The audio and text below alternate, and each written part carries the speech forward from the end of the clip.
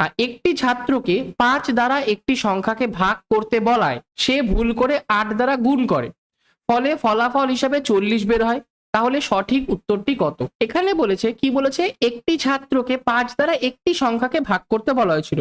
ধরে নিচ্ছি সংখ্যাটা আমার এক্স ছিল, তাহলে এক্স কে ভাগ করতে বলা হয়েছিল 5 দ্বারা, এটা আমাদের কারেক্ট অ্যান্সার বেরোতো, কারেক্ট অ্যান্সার বেরোতো বা আমাদের সঠিক উত্তর বেরোতো। ওকে, কিন্তু সে কি করেছে, সে ভুল করে 8 দ্বারা গুণ করেছে, মানে এক্স যে সংখ্যাটা আছে সেটাকে 8 দিয়ে গুণ করেছে।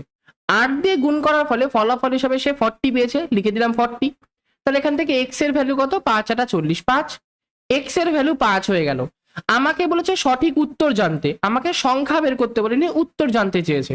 তাহলে উত্তরটা আমাদের কি হবে, এক্স বাই 5। তাহলে এক্স বাই 5 মানে এক্স এর মান 5 বেরোলো, 5 কে 5 দিয়ে ভাগ করলে 1 বেরোয়। তাহলে সঠিক অ্যান্সার 1 নাম্বার অপশনটা কারেক্ট অ্যান্সার।